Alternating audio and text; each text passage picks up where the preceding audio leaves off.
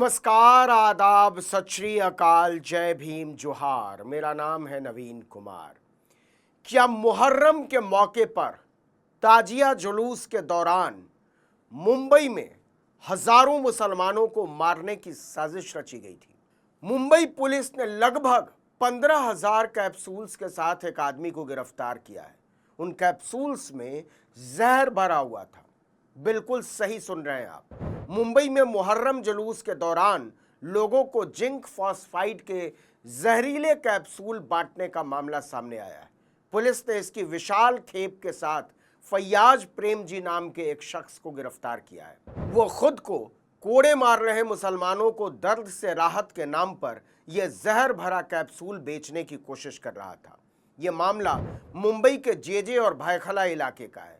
Police के मुताबिक जुलूस के दौरान आरोपी ने कई लोगों को यह कैप्सूल बांट भी दिए थे और प्रत्येक कैप्सूल में 1-1 ग्राम जिंक फॉस्फाइड डाल के उसने इस पर्टिकुलर प्रोसेशन को टारगेट किया और वहां पे बहाना बनाया कि ये कैप्सूल पेन किलर की तरह काम करती है और प्रोसेशन में जाने वाले लोगों को ऐसा फंसा के उसने कैप्सूल बेचने की कोशिश करी।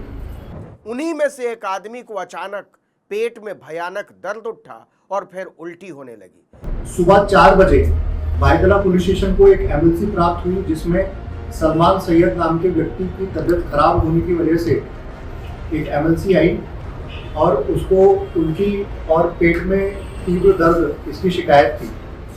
इसके बाद जुलूस में शामिल लोगों को कुछ शक हुआ तो उन्होंने पुलिस से शिकायत की। शिकायत के बाद जब पुलिस मौके पर पहुंची, उस समय भी फैयाज कैप्सूल बेचने की कोशिश कर रहा था।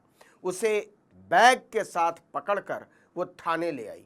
बैग में पुलिस को पूरे 14,900 कैप्सूल मिले। हर कैप्सूल में लगभग 1 ग्राम जहर भरा हुआ था। पूछताछ में पता चला कि इसके लिए उसने 50 किलो जिंक फॉस्फाइड मंगाया था। वो करीब 30,000 जहरीले कैप्सूल बनाने की तैयारी में था। जिंक फॉस्फाइड का इस्तेमाल चूहे मारने वाली दवा बनाने के लिए किया जाता है। पुलिस के मुताबिक फैयाज पुणे के विमान नगर इलाके का रहने वाला है और वहीं रहकर पेंट का कारोबार करता है।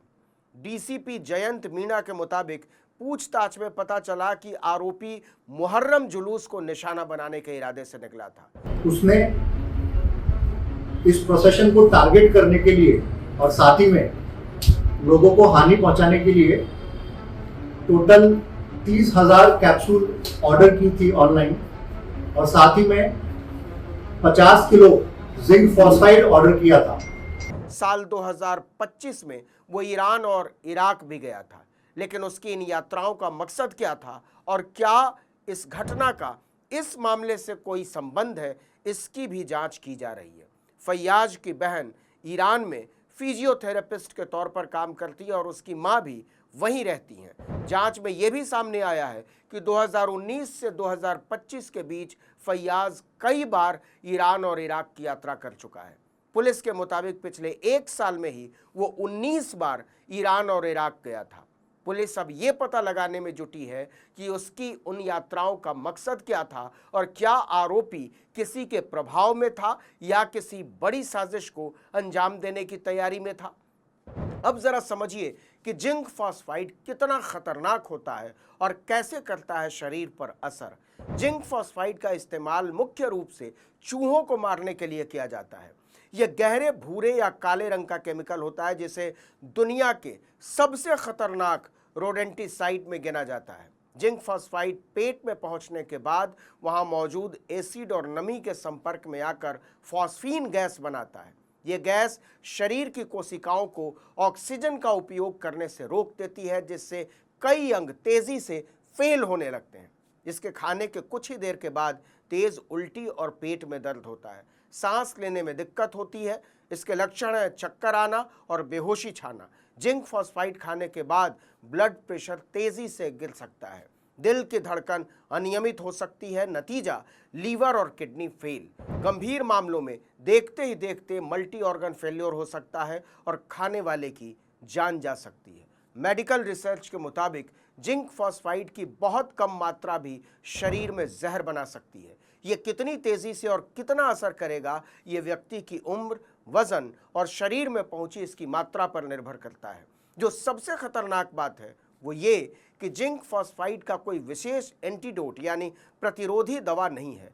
मरीज को केवल सपोर्टिव ट्रीटमेंट देकर बचाने की कोशिश की जा सकती है, और अगर तुरंत इलाज शुरू नहीं किया गया तो बचना लगभग नामुमकिन है। अब इतने खतरनाक केमिकल को कैप्सूल में भरकर फैयाज मुहर्रम के जुलूस में लोगों के बीच बांटने किस इरादे से निकला था, ये मुकम्मल तौर पर अभी तक पता नहीं चला है। क्या ये हजारों लोगों को मारने की, नुकसान पहुंचाने की बड़ी साजिश का कोई हिस्सा हो सकता है? 15,000 जहर भरा कैप्सूल लेकर जुलूस में घूमने के पीछे और क्या ही मकसद हो सकता है? DCP central region Jayant Meena के मुताबिक जांच के दौरान आरोपी ने स्वीकार किया कि उसने खास तौर पर मुहर्रम जुलूस को निशाना बनाया और इसमें शामिल होने वाले लोगों को नुकसान पहुंचाने का इरादा रखता था। पूछताछ में आरोपी ने बताया कि उसने कुल 30,000 खाली कैप्सूल और 50 किलो जिंक फॉस्फाइड मंगवाया था। उसने ये भी बताया कि वो शिया खोजा मुस्लिम समुदाय से संबंध रखता है और ख़ास तौर पर जहर भरा कैप्सूल बांटने के लिए पुणे से मुंबई आया था। मुंबई आने के बाद वो डोंगरी इलाके के गेस्ट हाउस और डॉर्मेट्री में ठहरा था। फैयाज ने बिजनेस एडमिनिस्ट्रेशन में डिग्री ली हुई है। पूछताछ में यह भी सामने आया कि उसने कई दिनों तक अपने ठिकानों पर कैप्सूलों में जहर भरने का काम किया। पुलिस का कहना है कि कैप्सूल का सेवन करने वाले सलमान सैयद नाम के व्यक्ति की तबीयत बिगड़ गई थी।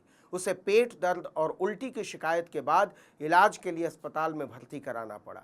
इसी के बाद पुलिस पेट्रोलिंग टीम ने उसे दबोच लिया। इस मामले में फैयाज के खिलाफ भारतीय न्याय संहिता की धारा 109, धारा 110 और 123 के तहत जहर देने और हत्या के प्रयास का मामला दर्ज किया गया है। लेकिन अगर नए तथ्य सामने आए तो आपराधिक साजिश और सार्वजनिक सुरक्षा को खतरे में डालने जैसी गंभीर धाराएं भी जुड़ सकती हैं। सवाल ये भी है कि ये काम फैयाज अपनी समझ से कर रहा था या फिर वो केवल एक मोहरा है और उसके पीछे असली साजिशकर्ता कोई और है। 15,000 जहर भरे कैप्सूल लेकर सड़क पर घूमना कोई मामूली घटना नहीं हो सकती। इसकी बाकायदा तैयारी की गई होगी और इतनी बड़ी तैयारी अकेले तो नहीं की जा सकती।